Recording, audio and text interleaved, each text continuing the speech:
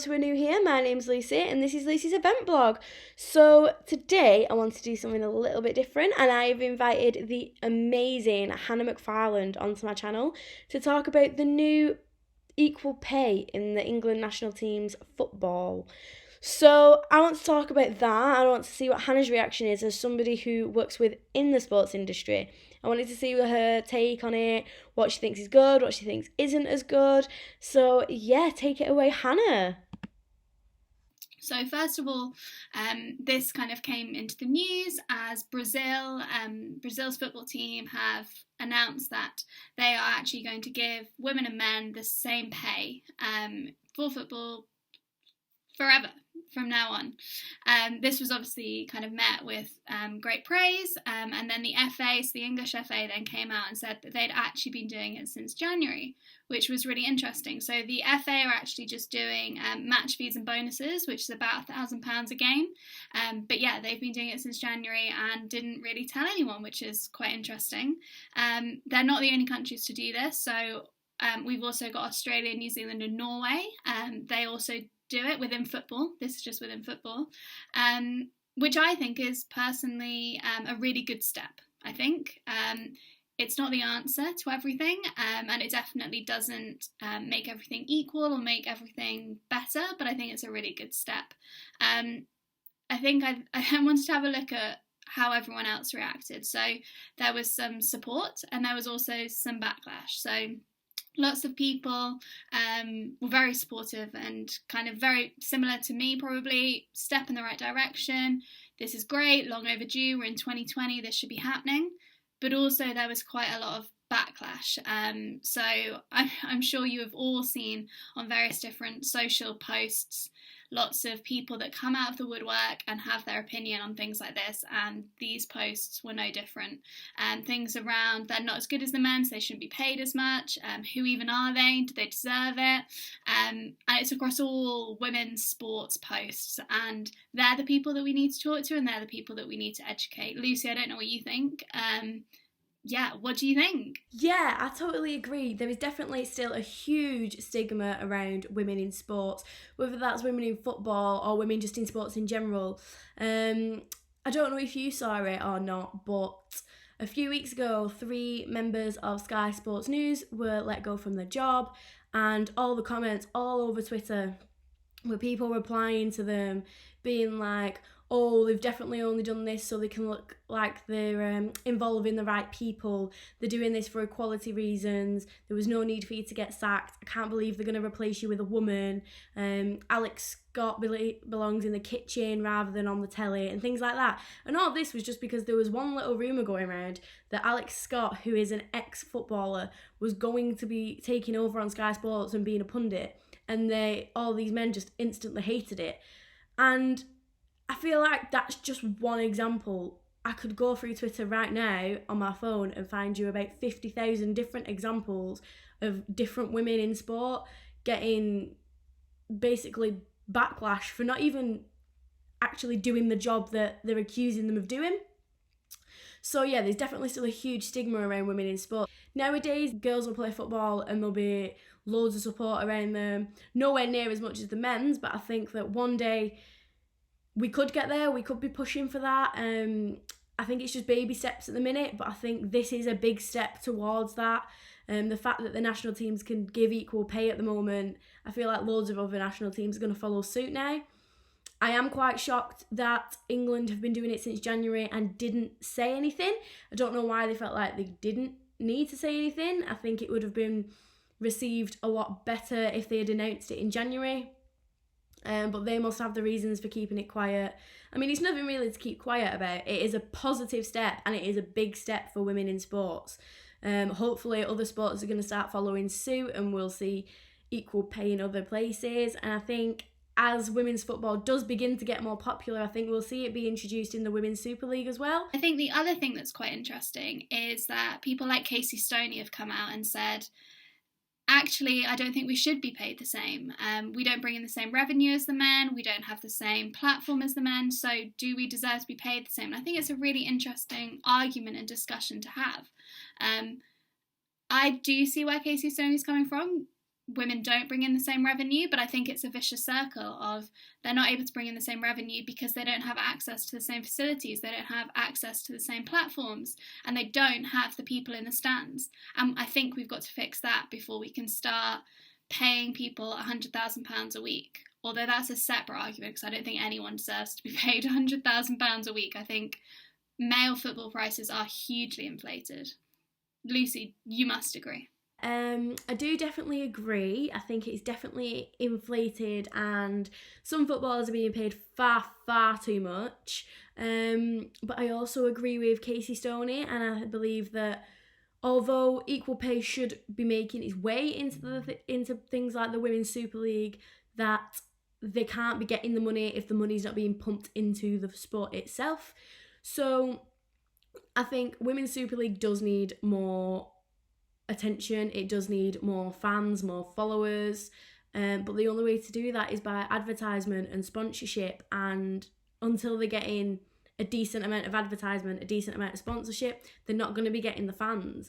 In 2017, we saw the first Manchester derby in the Women's Super League, and they allowed the game to be played at the Etihad on the same pitch as the men, and it saw the highest record of attendance in Women's Super League football with 31,213 attendees.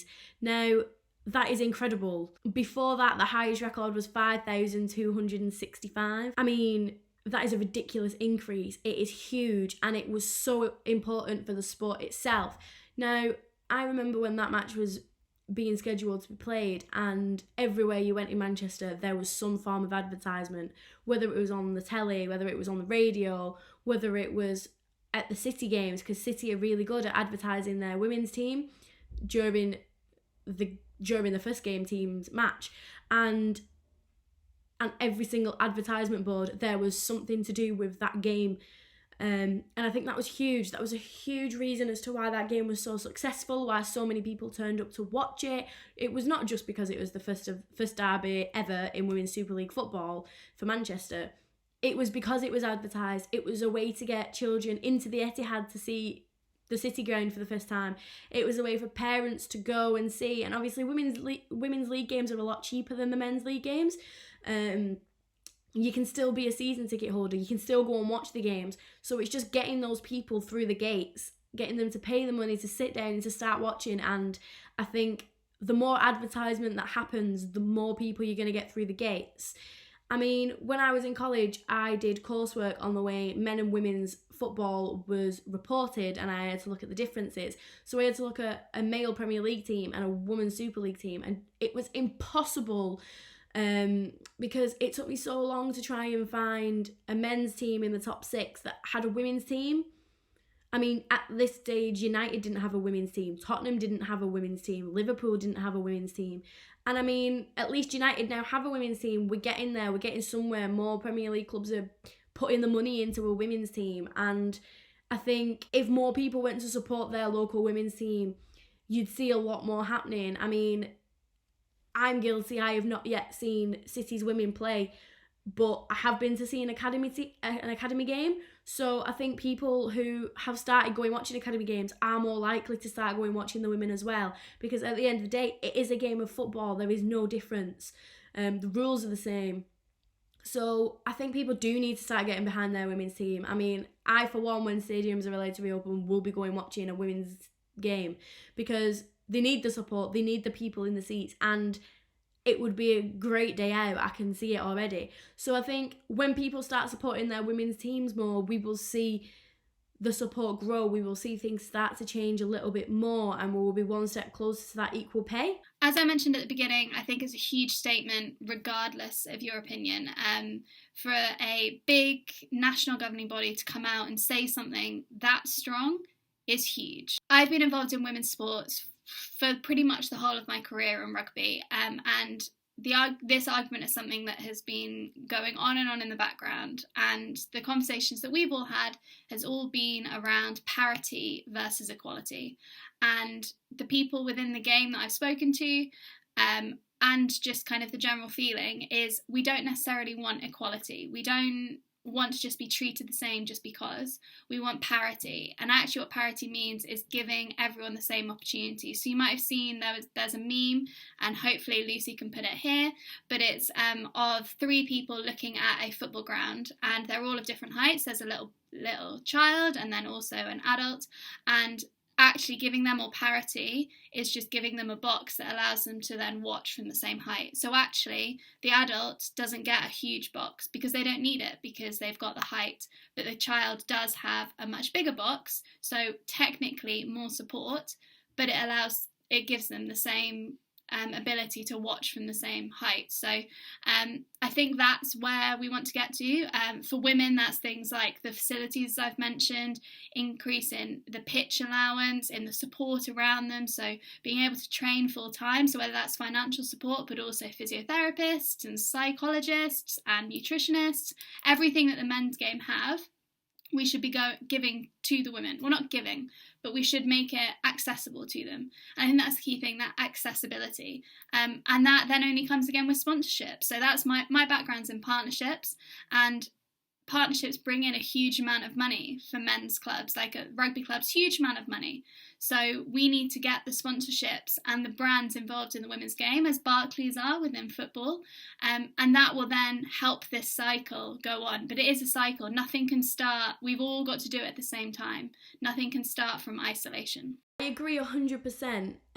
We're just at the beginning. This is just a starting point. I feel like everything is going to come full circle. We're going to see it grow. We're going to see more support being made for the women's sports, and it's great to be able to see the start of it.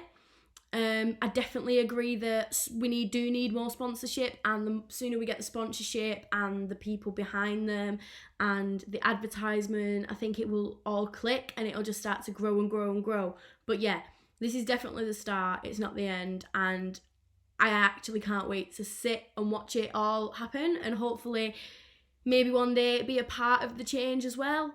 I hope other teams pick up on this, and I also hope other sports pick up on this and see just how much of a big step it is. But yeah, I'm in 100% agreement with you there, Hannah. I think the key thing for me is that this is a statement of intent, but it's not the end of it. So we can't just say you're now paid the same for football, so now that should be the same across all sports, and that's it, you're now equal. We've still got a huge way to go. I've got some of the stats here as to where we're getting to, but we've got a huge way to go and we need to keep working. So for instance, 11.7 million people watched England play in the Women's World Cup last year, which is incredible. I think at the time it was 50% of the TV audience for that slot, which is amazing. We sold out the Women's World Cup at Lord's. The Telegraph launched their own female sports newspaper.